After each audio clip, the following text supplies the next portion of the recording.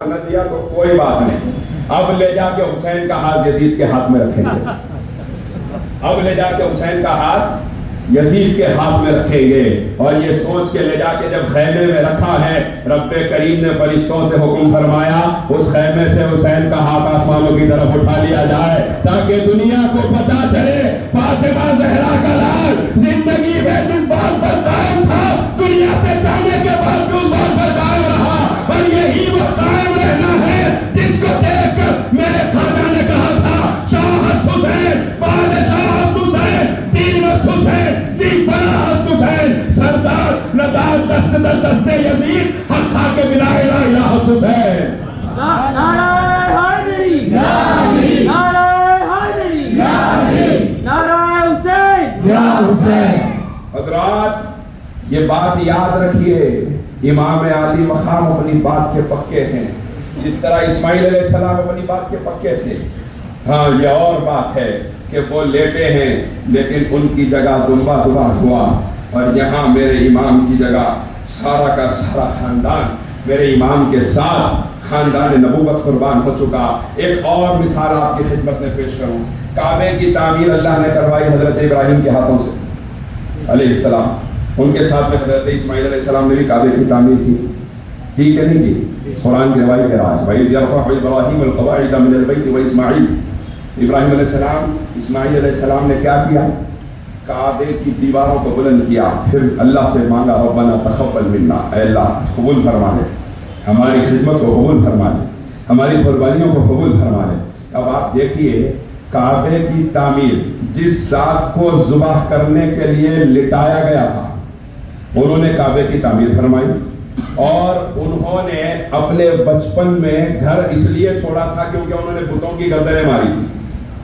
مشہور واقعہ ہے ابراہیم علیہ السلام کا، اختصار کے ساتھ آپ کی خدمت میں عرض کروں، سارے لوگ کام سے گئے ہوئے تھے، عید کے موقع پہ گئے ہوئے تھے، واپس آنے تک ابراہیم علیہ السلام نے سب کی گردن مار دی، ایک بڑا جو تھا اس کو چھوڑ دیے، اس کی گردن میں کلاڑی لٹکا دی۔ جب وہ لوگ آ کے پوچھے ابراہیم کس نے کیا تو فرمانے لگے پوچھو یہ بڑا ہے، اس کے ہاتھ میں کلاڑی بھی دکھ رہی ہے، شاید اس نے کر دیا یہ کام۔ ان لوگوں نے کہا کہ ابراہیم آپ تو جانتے ہیں کہ یہ بات نہیں کر سکتا، یہ سن نہیں سکتا، یہ بول نہیں سکتا۔ تب حضرت ابراہیم نے فرمایا یہ بول بھی نہیں سکتا اور سن بھی نہیں سکتا تو تمہاری مصیبتیں حل کیسے کر سکتا ہے؟ تو پھر نمرود کے دربار میں لے جایا گیا، پھر نمرود نے پوچھا کیا بات ہے، تو سارا ماجرا جب سنایا گیا، پوچھا تمہارا رب کرتا کیا ہے؟ تو حضرت ابراہیم نے جواب دیا میرا اللہ وہ ہے جو جس کو چاہتا ہے زندہ رکھتا ہے، جس کو چاہتا ہے موت دے دیتا ہے۔ تو اس نے دو آدمیوں کو بلایا، ایک کو زندہ رکھا، ایک کو قتل کر دیا۔ کہنے لگا وہ تو میں بھی کرتا ہوں تو تمہارا خدا کرتا ہے، اس میں کیا بڑی بات ہو گئی؟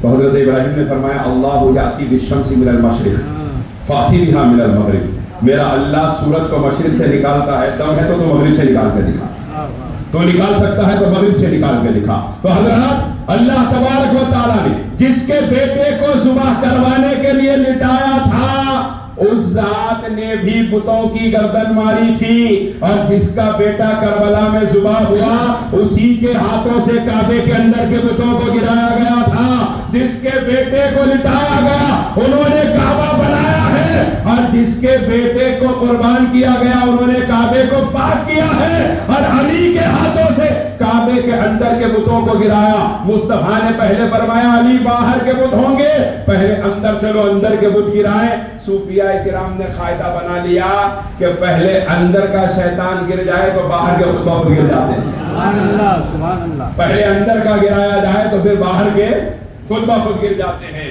حضرات گرامی امام عالی مقام کی قربانی کو دیکھیے اور حضرت اسماعیل علیہ السلام کی قربانی کو دیکھیے تو یہاں پہ آپ کو بہت سی مماثلتیں نظر آئیں گی۔ وہیں پہ جہاں باپ کا یہ مقام نظر آیا ہے، وہیں پہ جہاں خود کا یہ صبر نظر آیا ہے، وہیں پہ جہاں خود کا یہ اللہ کی بارگاہ میں قربان ہونے کا جذبہ نظر آیا ہے، وہیں پر آپ کو ماں بھی نظر آئے گی۔ بی بی ہاجرہ کو آپ نے پڑھا ہے، بی بی ہاجرہ کو آپ نے سنا ہے، ان کا حال کیا تھا؟ وہ اپنے شہزادے کو بچانے کے لیے صفا سے مروہ پہ دوڑ رہی ہیں، مروہ سے صفا پہ دوڑ رہی ہیں، 7 مرتبہ بی بی ہاجرہ دوڑی ہیں۔ اللہ تبارک و تعالیٰ نے حکم نافذ فرما دیا اب قیامت کی صبح صبح تک میرے محبوب کی امت جب جائے گی کعبے کا طواف کرے گی، صفا سے مروہ پہ دوڑے گی اور مروہ سے صفا پہ دوڑ کے میری بندی ہاجرہ کی سنت کو صبح کی قیامت کی صبح تک زندہ رکھا جائے گا۔ ان کی قربانیوں کا اللہ نے صلہ دیا۔ میں آپ سے عرض کروں، شہزادے کا دم نکل رہا ہے، شہزادے کی جان جا رہی ہے، وہ دیکھ کر بی بی ہاجرہ یہاں سے وہاں دوڑ رہی ہے، وہاں سے یہاں دوڑ رہی ہے، اور ان کے دوڑنے کو، ان کی طرف کو دیکھ کر اللہ نے زمزم کو جاری فرما دیا۔ ذرا اندازہ کیجئے، جب بیٹے کا دم آپ کے سامنے نکل رہا تھا تو بی بی ہاجرہ کے دل پہ یہ گزر رہی تھی، ہم سن رہے ہیں، ہمارے کلیجوں پہ یہ گزر رہی ہے۔ ذرا اندازہ کیجئے، جب امام علی مقام کی گردن مبارک پہ وہ خنجر چل رہا ہوگا، مزار مصطفیٰ کے اندر کی حالت کیا ہوگی، مزار مصطفیٰ کی کیا کیفیت ہوگی، جنت البقیع میں سیدہ کائنات پہ کیا عالم ہوگا، کیا کیفیت ہوگی سیدہ فاطمہ زہرا کے اوپر، کیا کیفیت ہوگی نجف کے شہنشاہ کے آستانے میں کہ وہ حسین جس کو نازا سے اپنے گود میں پالا تھا آج نانا جان کے دین کے لیے قربان ہو رہا ہے، لیکن رضا کا وہی عالم ہے جو تیور اسماعیل کے تھے، وہی تیور حسین دکھا رہے ہیں۔ جو اسماعیل قربان ہونے تیار تھے، یہاں حسین بھی قربان ہونے تیار ہے۔ ارے حسین تو حسین ہے، حسین کا 6 مہینے کا علی اصغر بھی قربان ہونے کو تیار ہے۔ ورنہ اگر یہ لوگ قربان ہونے کی نیت سے نہ جاتے، جو میں عرض کر رہا تھا کہ آج لوگ کہتے ہیں کہ پیاسے اور بے سہارا شہید ہو گئے، حقیقت یاد رکھیے، حسین ابن علی کو کیا سہارا دے سکے کوئی، حسین ابن علی کو کیا سہارا دے سکے کوئی، حسین ابن علی خود بے سہاروں کے سہارے ہیں۔ وہ جو کائنات کے بے سہاروں کا سہارا ہے، اس ذات کو کسی کے سہارے کی کیا ضرورت تھی۔ اب لوگ کہتے ہیں امام حسین کے لنگر میں آپ آتے ہیں اور کھاتے ہیں اور دعائیں کرتے ہیں اور یہ کہتے ہیں کہ امام حسین کے صدقے میں ہماری مصیبت آسان ہو جائے گی، امام حسین کو اللہ نے یہ اختیار دیا کہ وہ ہمارے اوپر نظر کرم فرمائیں گے۔ اگر نظر کرنا ہوتا تو خود کی اولاد پہ کر لیتے، بچانا ہوتا تو اپنے آپ کو بچا لیتے، بچانا ہوتا تو اپنی اولاد کو بچا لیتے، لیکن نہ خاندان بچایا، نہ اولاد بچائی، اور آپ کو کیسے بچائیں گے؟ حضرات یاد رکھیے، امام حسین کربلا کے میدان میں جان بچانے گئے ہی نہیں تھے۔ بے شک بے شک، امام حسین کربلا کے میدان میں خاندان بچانے نہیں گئے، امام حسین کربلا میں اسلام بچانے کے لیے گئے ہیں۔ آج جو بچانے کے لیے گیا، سیدہ فاطمہ زہرا کا شہزادہ اس اسلام کو بچا کے دکھایا ہے، اور آج بھی اسلام کی رگوں میں جو حرارت ہے یہ ہمت حسینی سے ہے، یہ جرأت حسینی سے ہے۔ ورنہ یہ لوگ اگر میدان میں اتر جاتے اور یہ لوگ اگر ختم کرنے پہ آ جاتے، یہ کس کی اولاد ہے؟ اللہ اکبر، اللہ اکبر۔ خود شمر کہہ رہا ہے، خود عبید اللہ ابن زیاد کہہ رہا ہے، گھیر کے مارو، عباس ہے یہ، گھیر کے مارو، تیروں سے مارو۔ اگر عباس ابن علی میدان میں آ جائے تو پھر کوئی کھڑا نہیں ہو سکتا۔ یہ ان کے لشکروں کے سپہ سالاروں کا عالم یہ ہے کہ حضرت غازی عباس علمدار جب میدان کربلا میں آئے ہیں، ان کو دیکھ کر تھرا رہی ہے یزیدیت، اور حضرت عباس کی تلوار اعلان کر رہی ہے، جرأت حیدر کرار کا احساس ہوں میں، مجھ کو پہچان لو لوگوں، عباس ہوں میں۔ نعرہ حیدری، نعرہ حیدری، ہے کسی میں طاقت تھی جو فاتح خیبر کے لال کے سامنے آ جاتا؟ وہ تو آئے ہی تھے قربان ہونے کے لیے، وہ تو آئے ہی تھے اپنی جان لٹانے کے لیے، وہ تو آئے ہی تھے اپنے آپ کو فنا کرنے کے لیے اور اسلام بچانے کے لیے۔ ان کے آنے میں کہیں بھی یہ نہیں تھا کہ وہ اپنی جان بچانے کے لیے آتے۔ اگر جان بچانے کے لیے کوئی آتا ہے، جنگ کرنے کے لیے کوئی آتا ہے، تو بچوں کو معصوم اور عورتوں کو ساتھ لے کر نہیں آتا، جو آتا ہے وہ ہتھیار لے کر آتا ہے۔ میرے امام اپنا خاندان لے کر آئے ہیں، اور وہ ذات بتا رہی ہے، اللہ اکبر، علی کے بیٹے تو بیٹے ہیں، علی کے بیٹوں کی ہمت تو ہمت ہے، علی کے بیٹوں کی جرأت تو جرأت ہے، علی کے بیٹوں کی ہمت تو جرأت تو یقیناً ہمت اسماعیلی کی صورت ہے۔ لیکن اس ذات کا ذکر نہ کیا جائے تو داستان کربلا ادھوری ہے، جس کو دنیا سیدہ زینب کبریٰ سلام اللہ علیہا کے نام سے جانتی ہے۔ جب علی کی بیٹی دمشق کے بازار میں آگے کھڑی ہو کے خطاب فرما رہی ہے، زید بن ارقم نابینا صحابی کھڑے ہو گئے، کہنے لگے میں کیا دیکھ رہا ہوں؟ علی ہو گئے تو 20 سال ہو گئے، علی ممبر پہ کیسے چڑھ کے خطاب کر رہے ہیں؟ جس کو پیر نصیر الدین نصیر نے کہا تھا کانوں میں کوئی رس کھول رہے ہو جیسے، جبریل اپنے پر کھول رہے ہو جیسے، وہ دربار دمشق میں زینب کا خطاب ممبر پہ خود علی بول رہے ہو جیسے۔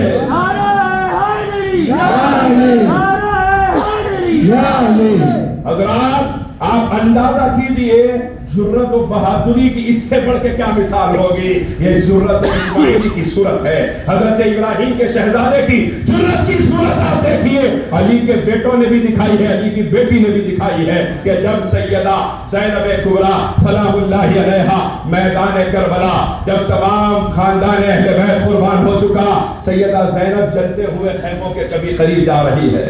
اللہ اکبر، جس نے بچایا خلق کو دوزخ کی آگ سے، افسوس اس کی آل کے خیمے بھی جل گئے۔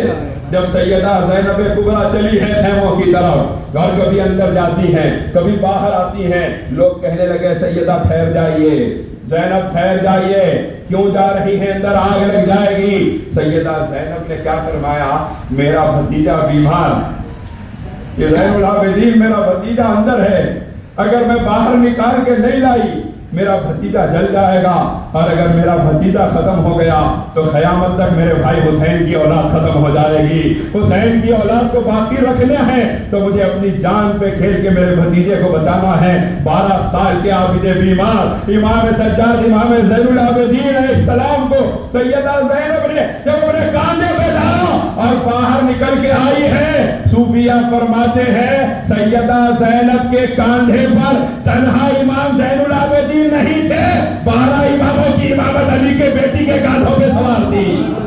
غریب نواز اور بندہ نواز کا وجود علی کی شہزادی اٹھا کے لا رہی ہے اور دنیا کو بتا رہی ہے لوگوں علی کے بیٹے چلے گئے تو کیا ہوا، علی کی بیٹی میدان میں آ گئی، قیامت تک کی نسلوں کی حفاظت کے لیے کافی ہو جاتی ہے۔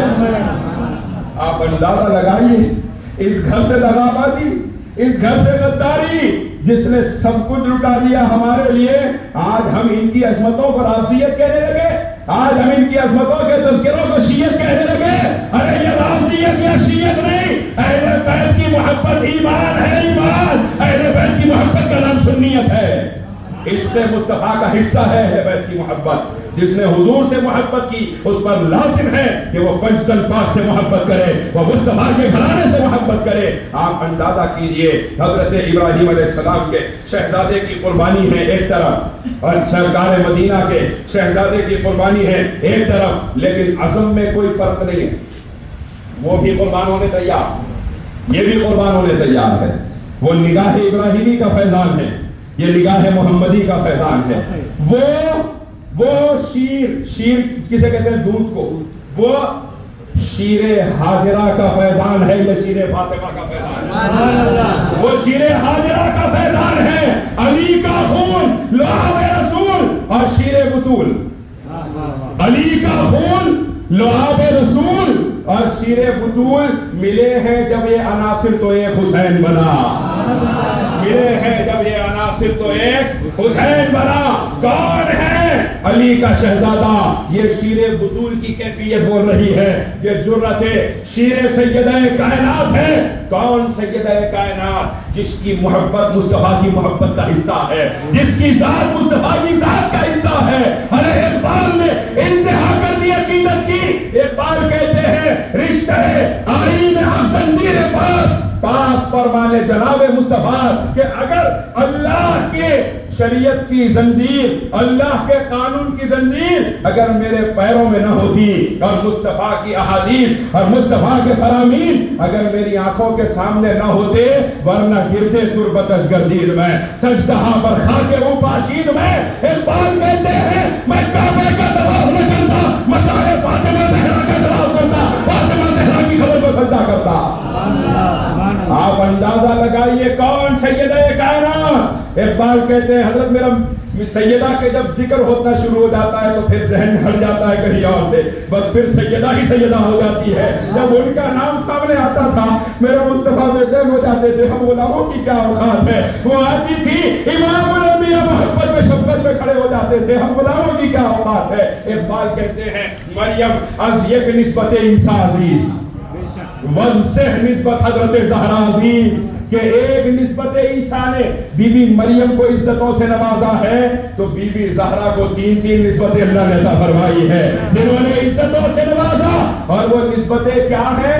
پہلی نسبت ہے نور چشم رحمت للعالمین، امام اولین و آخرین، وہ سید کائنات، وہ رحمت للعالمین، وہ رحمت مختار جس کو ساری کائنات کے لیے رحمت بنا کر بھیجا گیا، وہ ذات جو کل عالموں کی رحمت بن کر آئے، ان کے آنگن کی رحمت کو فاطمہ الزہرا کہا جاتا ہے.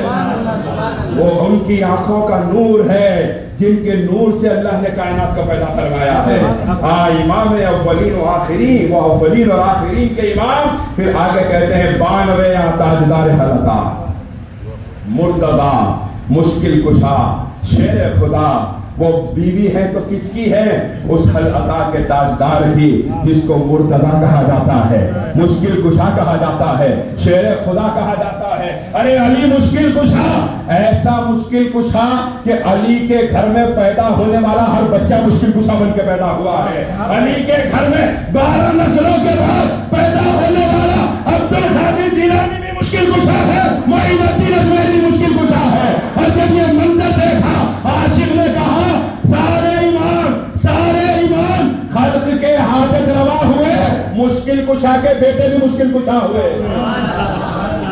حضرات اب آپ اندازہ کیجئے کون مشکل کشا حیدر کرار جس کو شیر خدا کہا جاتا ہے. وہ ایسا شیر خدا کہ یاد کیجئے میدان احد ہے اور یہ خبر مشہور ہو گئی کہ رحمت عالم صلی اللہ علیہ وسلم کی شہادت ہو چکی ہے. چھوٹی افواہ اٹھا دی گئی اور تمام صحابہ کی کیفیت کا یہ عالم ہے کہ ان کے ذہن اپنی جگہ پہ باقی نہ رہے. صحابہ کی کیفیت کا یہ عالم ہے کہ وہ حیرانی کے عالم میں کسی کے ہاتھ سے تلوار چھوٹ گئی.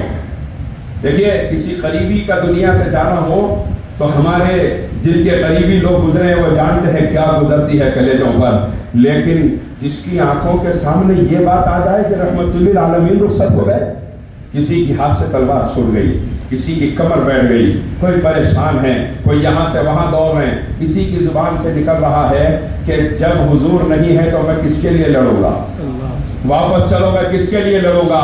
صحابہ فرماتے ہیں علی کی آواز میدان میں آئی، علی نے کہا جب مصطفیٰ نہ رہے تو میں کس کے لیے زندہ رہوں گا، اگر حضور نہیں ہے تو میں کس کے لیے رہوں. یہ کہہ کے مولا کائنات میدان میں آئے. صحابہ فرماتے ہیں علی جدھر جاتے تھے یا تو دھول اڑتی نظر آتی تھی یا تو کافروں کی گردنیں اڑتی نظر آتی تھی.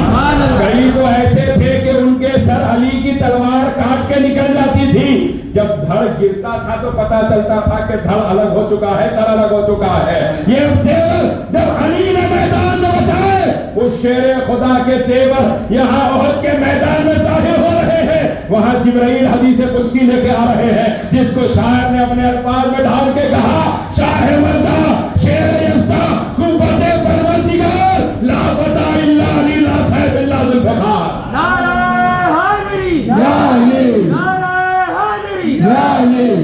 اب آپ اندازہ کیجئے اس علی کے بیٹے سے قربانی مانگی جا رہی ہے.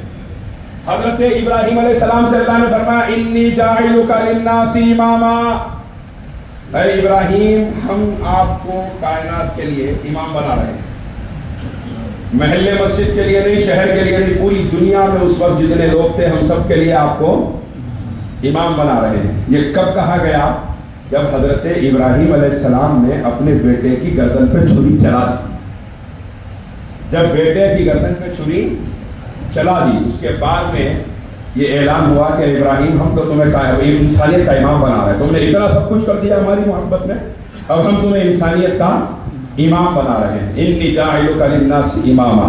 اب آپ اندازہ کیجئے کہ اللہ تبارک و تعالیٰ نے جس کے شہزادے کو لٹایا گیا قربان ہونے کے لیے، امام حسین کو، حضرت اسماعیل کو، جس کو قربان ہونے کے لیے لٹایا گیا، اس کے والد کو کائنات کے اس زمانے کے نبیوں کا بھی امام بنایا، عوام کا بھی امام بنایا، ساری انسانیت کا امام بنا دیا کس کو؟ جس کے شہزادے کو قربان کرنے کے لیے لٹایا گیا تھا، اور یہاں جس کا شہزادہ قربان ہوا اس علی کو قیامت تک کے اولیاء کا امام بنایا گیا ہے۔ امامت قربانی کے ساتھ جڑی ہوئی ہے۔ وہاں قربانی اسماعیل کی تھی، ابراہیم کو امام بنایا، یہاں قربانی حسین کی تھی، علی کو امام بنایا اور ایسا امام بنایا۔ مجدد الفسانی فرماتے ہیں اب قیامت تک جس کو ولایت ملے گی علی مرتضیٰ کی چوکھٹ سے ملے گی، بلکہ پچھلی امتوں میں جس کو ملی ہے اس کو بھی علی کے فیضان سے ملی ہے۔ ہاں، حضرت تفسیر مظہری میں قاضی صلاح اللہ پانی پتی رحمت اللہ علیہ اور حضرت مجدد الفسانی نے فرمایا ہے حضرت آدم سے لے کر حضرت عیسیٰ تک 1,24,000 انبیاء کی امتوں میں جس کو بھی ولایت ملی ہے علی کے فیضان سے ملی ہے۔ ان پر علی کے نور کا فیضان تھا، ان پر علی کی ذات کا فیضان ہے۔ حضرت خواجہ فرید الدین عطار سے علی کی امامت کے بارے میں پوچھا گیا آپ کیا کہتے ہیں ان کی امامت کے بارے میں؟ خواجہ فرید الدین عطار جواب دیتے ہیں سے مشرق تا مغرب گرد امامت، اگر مشرق سے مغرب تک کوئی امام ہے، خواجہ فرید الدین عطار کا جملہ سنیے، سے مشرق تا مغرب گر امامت امیر المومنین حیدر امامت۔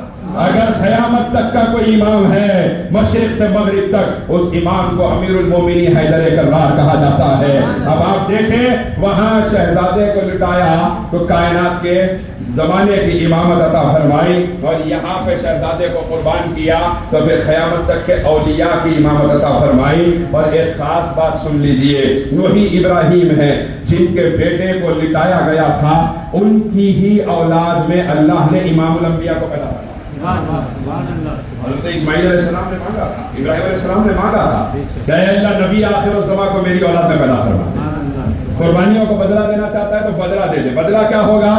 نبی آخر الزمان صلی اللہ علیہ وسلم کو تو میری اولاد میں پیدا فرما دے۔ وہاں حضرت ابراہیم کی اولاد میں قربانی کے بعد یہ اعلان ہوا تھا کہ نبیوں کے امام کو پیدا کیا جا رہا ہے، اور یہاں قربانیوں کا صلہ یہ ملا کہ ولیوں کے سلطانوں کو بھی اللہ نے اسی گھر میں پیدا فرمایا ہے۔ علی کی اولاد میں غوث اعظم کو پیدا فرمایا ہے، اور یہ بھی دعائیں مانگی گئی۔ جس طرح حضرت ابراہیم نے دعا مانگی تھی اسی طرح مولا حسین نے بھی دعا مانگی تھی۔ ہاں، یہ مثال دیکھیے آپ، تماثل دیکھیے کس طرح کا تعلق ہے، جو بہت ہی سادہ اور رنگین ہے۔ داستان حرم سادہ بھی ہے اور رنگین بھی ہے۔ اللہ اکبر، کیا کہہ گئے علامہ اقبال۔ اب آپ دیکھیے کیفیت کیا ہے۔ وہاں مانگا گیا تھا کہ اے اللہ ہماری نسل میں نبی آخر الزمان کو پیدا فرما دے۔ 4000 پیغمبروں کو پیدا کیا گیا ان کی اولاد میں، ابراہیم علیہ السلام کی، لیکن سرکار کے بارے میں مانگا انہوں نے، اور کائنات کی سب سے بڑی چیز مانگ گئے، اور کائنات کی سب سے بڑی شے ان کو مل گئی کہ اللہ نے ان کے خاندان میں سرکار مدینہ کو پیدا فرمایا۔ اب آپ دیکھیے، آپ کربلا پڑھیں گے تو پتہ چلے گا کہ جب تمام خاندان اہل بیت یہ کے بعد دیگر قربان ہو رہا ہے، خاندان اہل بیت اپنی قربانیاں دے رہا ہے، اور یہ کے بعد دیگر شہزادے قربان ہو رہے ہیں، تو شہزادہ قاسم جو سرکار امام حسن علیہ السلام کے شہزادے ہیں، صاحبزادے ہیں، آپ اپنے چچا سرکار امام حسین کے پاس آئے اور آ کے عرض کرنے لگے چچا جان اجازت دیجیے، میں بھی قربان ہونا چاہتا ہوں، میں بھی شہید ہو جانا چاہتا ہوں۔ تو اس وقت سرکار امام حسین نے ارشاد فرمایا تھا کہ بیٹے قاسم، تمہارے والد کے بعد میں تمہاری ذمہ داری میرے اوپر ہے، اور جب تک تمہارا چچا زندہ ہے کسی کو تمہارے قریب آنے نہیں دے گا، کوئی تمہارے قریب نہیں آ سکتا جب تک تمہارا چچا زندہ ہے، تم جاؤ اپنے خیمے میں آرام کرو۔ اب شہزادہ قاسم عرض کرنے لگے چچا جان مجھے قربان ہو جانے دیجئے، میں قربان ہو جانا چاہتا ہوں، مجھے آگے جانے دیجئے، مجھے میدان میں اترنے دیجئے۔ اب بھتیجے اصرار کر رہے ہیں اور چچا انکار کر رہے ہیں، یہاں اصرار ہو رہا ہے۔ دیکھیے آپ، حضرت ابراہیم نے مانگا تھا تو اللہ نے عطا فرمایا قربانی کے بعد، اب یہاں قربانی کے وقت میں مانگا جا رہا ہے، اور وہی مانگا جا رہا ہے، ویسا ہی مانگا جا رہا ہے، بلکہ ان کا جانشین مانگا جا رہا ہے۔ میں آپ سے عرض کروں سرکار کے جیسا تو نہ کوئی ہو سکتا، نہ کسی کو مانگا جا سکتا ہے۔ وہاں امام الانبیاء مانگے گئے ہیں، اب یہاں آپ اندازہ کیجئے کیا مانگا ہے. شہزادہ قاسم اصرار کرتے رہے, امام حسین انکار کرتے رہے, یہاں تک کہ جلال کے عالم میں امام علی مقام نے فرمایا تم جا کے اپنے خیمے کے اندر بیٹھ جاؤ, تمہیں جانا نہیں ہے میدان میں, تمہیں قربان ہونا نہیں ہے. جب یہ سنا شہزادہ قاسم روئے اور روتے ہوئے اندر گئے, اپنے خیمے میں بیٹھے تھے, دل بہت ٹوٹا تھا, بہت پریشان تھے کہ آج تک وہ چچا جس نے دنیا کی کسی چیز کے لیے انکار نہیں کیا, آج اس چچا نے انکار کیا ہے, آج اس چچا نے ڈانٹا ہے. دل بے چین تھا. شہزادہ قاسم اکیلے کمرے میں اپنے خیمے میں بیٹھے تھے. اچانک دل میں خیال آیا کہ بابا جان امام حسن مجتبیٰ نے ایک چٹھی عطا فرمائی تھی اور اس چٹھی کو دے کے فرمایا تھا اس کو اپنے ہاتھ پہ باندھ کے رکھنا. جس دن تمہیں اکیلے پن کا احساس ہو, جس دن تمہارے دل کو سب سے زیادہ تکلیف ہو, جس دن تمہیں سب سے زیادہ تنہائی کا احساس ہو, اس دن میرے بیٹے اس کو نکال کے پڑھنا اور اس میں جو لکھا ہوگا اس پر عمل کرنا. جب یہ خیال آیا شہزادہ قاسم نے اس چٹھی کو نکالا اور نکال کے جب آپ نے چٹھی کو کھولا ہے اس چٹھی میں لکھا تھا بسم اللہ الرحمن الرحیم. میرے بیٹے قاسم میں جانتا ہوں کہ آج تو کربلا کے میدان میں کھڑا ہوگا. میرے بیٹے میں جانتا ہوں کہ آج تو کربلا کے میدان میں کھڑا ہوگا اور میرا بھائی حسین چاروں طرف سے دشمنوں کے نرغے میں ہوگا اور نانا جان کی امت میرے حسین کو قتل کرنے کے لیے آمادہ ہوگی. میرا بھائی تنہا ہوگا اور وہ امت جس کے لیے میرے نانا جان نے سب کچھ قربان کر دیا تھا, وہی امت آج میرے بھائی حسین کے خون کی پیاسی ہوگی. میں جانتا ہوں کہ آج تو کربلا کے میدان میں کھڑا ہے, لیکن سن لے میں تجھے واسطہ دیتا ہوں نانا جان کی نبوت و رسالت کا, میں تجھے واسطہ دیتا ہوں تیرے دادا حیدر کرار کی شجاعت کا, میں تجھے واسطہ دیتا ہوں سیدہ کائنات سیدہ فاطمہ الزہرا سلام اللہ علیہا کا کہ جب تک تو زندہ ہے اپنے چچا کے قریب کسی کو نہ آنے دینا. جو تلوار میرے حسین کی طرف بڑھے تو آگے بڑھ کے اپنا سر کٹا دینا, لیکن میرے بھائی کے قریب کسی کو نہ آنے دینا. جب یہ چٹھی پڑھی شہزادہ قاسم اٹھے اور امام علی مقام کے خیمے میں آئے, عرض کرنے لگے چچا جان اب تیار کر دیجئے, میں بابا جان سے اجازت لے کر آیا ہوں, میں بابا جان سے اجازت لے کر آیا ہوں. آج دنیا میرے آقا کے علم پہ سوال اٹھاتی ہے لوگوں, میرے آقا کے علم غیب تو آقا کا علم ہے. امام حسن کے علم غیب کی شان دیکھو کیا ہے. امام علی مقام امام حسن نے جب یہ چٹھی شہزادے کو دی تھی وہ چٹھی لے کر آئے اور میں بابا جان سے اجازت لے کر آیا ہوں. یہ جملہ سنا امام علی مقام نے فرمایا بیٹے بابا کیسے اجازت دے سکتے ہیں, ان کو تو شہید ہو کر 10 سال ہو چکے ہیں. امام علی مقام نے جب یہ سوال کیا تو شہزادے نے وہ چٹھی ہاتھوں میں تھمائی. جب اس چٹھی کو دیکھا میرے امام کی آنکھوں سے آنسو نکل آئے. اب تک جو بار آنسوؤں کی رکی ہوئی تھی اب آنسو پہ پڑے.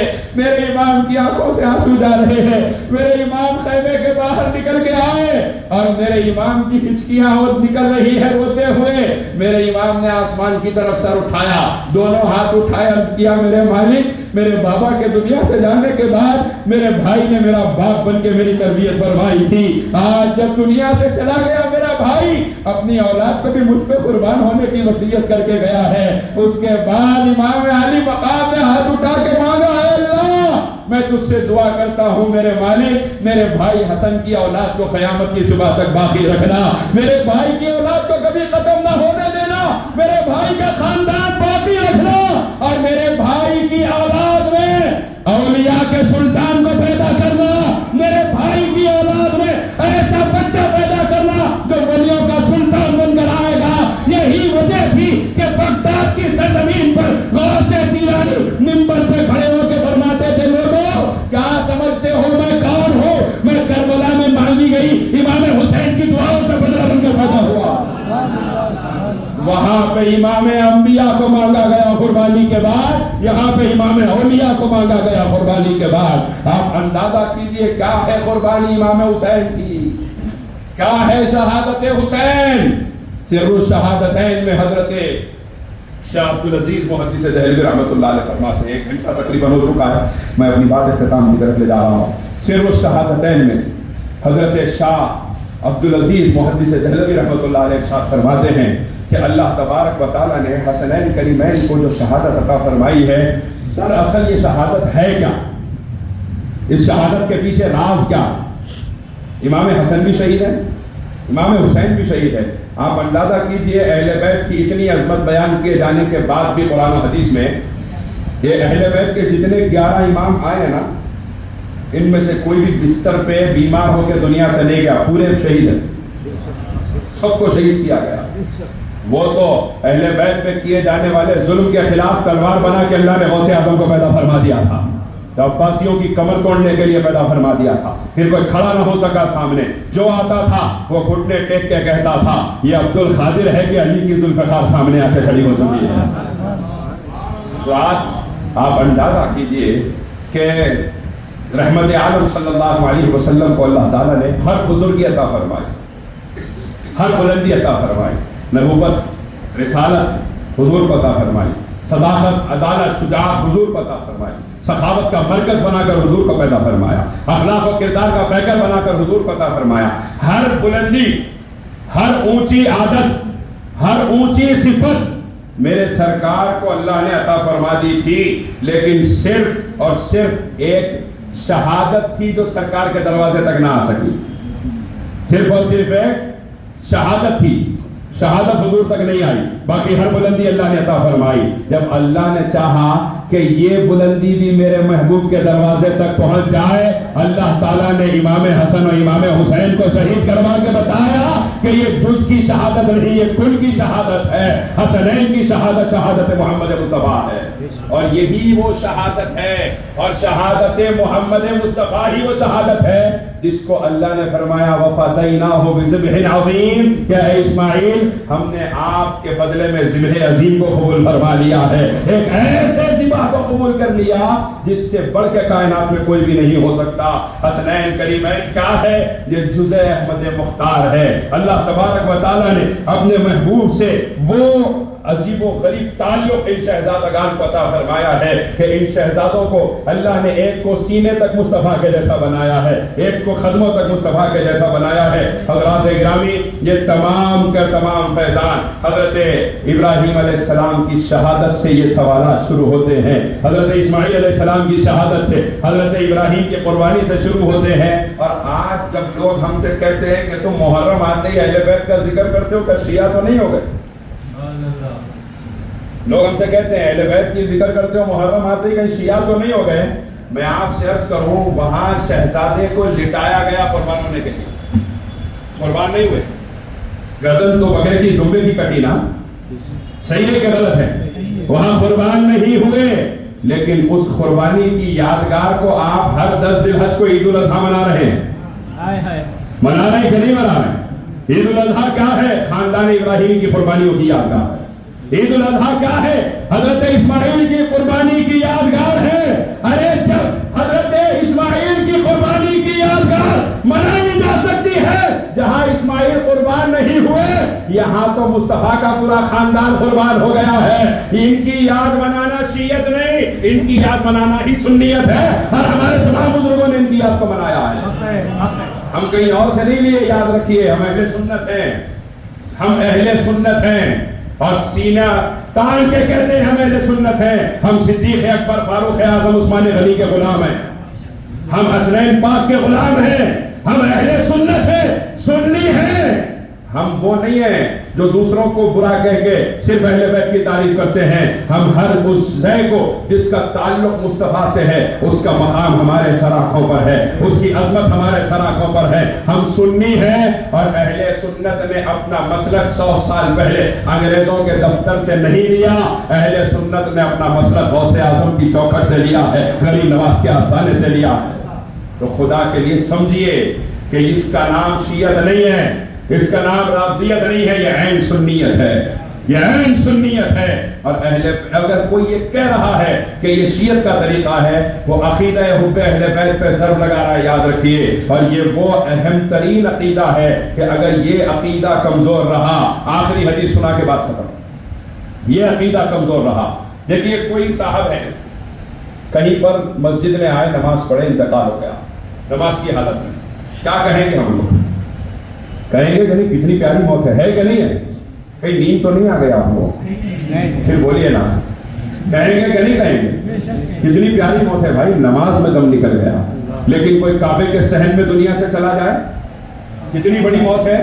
لیکن میرے آقا کیا فرماتے ہیں سنیے. لو ان رجلا صعد بین الرکن والمقام، میرے آقا ارشاد فرماتے ہیں ایک آدمی احرام کی حالت میں کعبے کو آیا اور کعبے کی دیوار اور مقام ابراہیم کے درمیان روزے کی حالت میں نماز پڑھی. فصلی وصام، روزے کی حالت میں، احرام کی حالت میں کعبے کی دیوار اور مقام ابراہیم کے درمیان کسی شخص نے نماز پڑھی، اور نماز پڑھ کے اس نے کیا کیا؟ وہیں پر اس کا انتقال ہو گیا. میرے آقا ارشاد فرماتے اس سے بڑی موت ہو سکتی ہے کہ صحن کعبہ میں مقام ابراہیم اور کعبے کے درمیان روزے کی حالت میں، نماز کی حالت میں کسی کا انتقال ہو. حضور فرماتے ثم مات وهو مبغض لأهل بیت محمد دخل النار. ایسی موت مرنے والا بھی اگر میرے اہل بیت کی محبت سے اس کا سینہ خالی ہوگا وہ جہنم میں داخل کر دیا جائے گا. یاد رکھیے کعبے کے صحن میں مرے گا، اہل بیت کا دشمن تب بھی جہنم میں مرے گا، جہنم میں جائے گا، جہنم ہی مرے گا. کعبے کے صحن میں مرنے کے بعد بھی جس کو جنت نہ مل سکتی ہو اس کو گھر میں جنت کیا ملے گی؟ اہل بیت کے وفادار رہیے، وابستہ رہو دامن اولاد علی سے، وابستہ رہو دامن اولاد علی سے. محشر میں اسی گھر سے ہے امید وفا. اور صحابہ یہ جانتے تھے، اور صحابہ کا طریقہ کیا تھا؟ بڑے خزانے آئے. آخری بات سنا رہا ہوں، ہے شاید حضرات آخری بات سنا رہا ہوں. صحابہ جانتے تھے اہل بیت کیا ہیں، اہل بیت کا مقام کیا ہے. بڑے خزانے آئے صحابہ کے دور، سرکار فاروق اعظم کے زمانے میں، امیر المومنین سیدنا عمر بن خطاب کے زمانے میں بڑے خزانے آئے، اور خزانوں کے دروازے کھل گئے مسلمانوں کے لیے. مسجد نبوی کے صحن میں انبار لگے ہیں، سرکار فاروق اعظم اندر بیٹھے ہوئے ہیں، تمام صحابہ موجود ہیں. امام حسین تشریف لائے اور امام علی مقام تشریف لا کے فرمانے لگے امیر المومنین آپ مجھے کیا دیں گے؟ ان سامان میں سے آپ مجھے کیا دیں گے؟ فاروق اعظم نے فرمایا حسین آپ جو چاہیں گے میں دے دوں گا، جو چاہیں گے میں دے دوں گا. تو امام علی مقام نے ایک چیز کی طرف اشارہ کیا، فرمایا یہ چاہیے. فاروق اعظم نے فرمایا لے لیجیے. دوسری چیز کی طرف فرمایا یہ چاہیے، یہ بھی لے لیجیے. یہ چاہیے. اب امام حسین آزما رہے ہیں کہ یہ کہاں تک دیتے جائیں گے. اب فاروق اعظم سے امام حسین فرماتے جا رہے ہیں کہ آپ مجھے یہ بھی چاہیے. فاروق اعظم فرما رہے یہ بھی لے لیجیے، یہ بھی لے لیجیے، یہ بھی لے لیجیے. یہاں تک کہ اتنا سامان جتنے سامنے رکھے تھے سب ختم ہو گئے. عبد الرحمن ابن عوف رضی اللہ عنہ کھڑے ہوئے عرض کیا امیر المومنین کیا کر رہے ہیں؟ پورا کا پورا جو حسین کہہ رہے حسین کو دیتے جا رہے ہیں، وجہ کیا ہے؟ فاروق اعظم نے ارشاد فرمایا اے عبد الرحمن ابن عوف یہ حسین ہے، حسین. عمر کے سر پہ جو بال ہے یہ بھی حسین کی ملکیت میں ہے، اگر یہ مانگیں گے تو یہ بھی عطا کر دوں گا، کیونکہ میں نے دیکھا ہے حسین کی زبان سے جو نکلا ہے میرے مصطفیٰ نے اسی وقت عطا فرما دیا ہے. یہ ہے محبت اہل بیت. مولا کائنات حیدر کرار، مشکل کشا، شیر خدا، خیبر شکن، کرم اللہ تعالی وجہ الکریم دربار فاروقی میں موجود ہے. سرکار فاروق اعظم کے پاس دو آدمی لڑتے ہوئے آئے، کہنے لگے امیر المومنین فیصلہ کیجئے. آپ نے ارشاد فرمایا، میرے سرکار نے ارشاد فرمایا تھا کہ جب علی میری امت میں سب سے بہترین فیصلہ کرنے والا ہے، تو جب علی موجود ہے تو علی فیصلہ آپ کریں. جب سرکار فاروق اعظم نے فرمایا علی آپ فیصلہ کریں، تو ان دونوں میں سے ایک نے کہا کہ ہم ان کا فیصلہ نہیں مانیں گے، ہم آپ کا فیصلہ مانیں گے، آپ امیر المومنین ہیں، آپ فیصلہ کیجئے، ہم علی کا فیصلہ نہیں مانیں گے. جب اتنا سننا تھا سرکار فاروق اعظم منبر سے نیچے تشریف لے آئے، اس کا گریبان پکڑ کے فرمایا تدری من ھذا، جانتا ہے یہ کون ہے؟ ھذا مولایا و مولا المومنین، یہ میرا بھی مولا ہے، خیبر کے مومنین کا مولا ہے. یا علی. اب کوئی بتائے فاروق اعظم سے بڑھ کے سنیت کون جان سکتا ہے؟ فاروق اعظم سے بڑھ کے دین کون جان سکتا ہے؟ فاروق اعظم سے بڑھ کے کون جانتا ہے ایمان کسے کہا جاتا ہے؟ اور ان کی محبت اہل بیت کا یہ عالم ہے. آپ بھی محبت اہل بیت میں رہیں، اہل بیت کے وفادار رہیں، خلفائے راشدین کا ادب کرتے رہیں. حضور کے اہل بیت کی وفاداری کو اپنا وتیرہ بنا لیجئے، کیونکہ یہ وہ گھر ہے کہ اس کے وفاداروں کو یہ گھر نہ کربلا میں بھولا ہے نہ میدان محشر میں بھولے گا. وآخر دعوانا الحمدللہ رب العالمین. سبحان اللہ.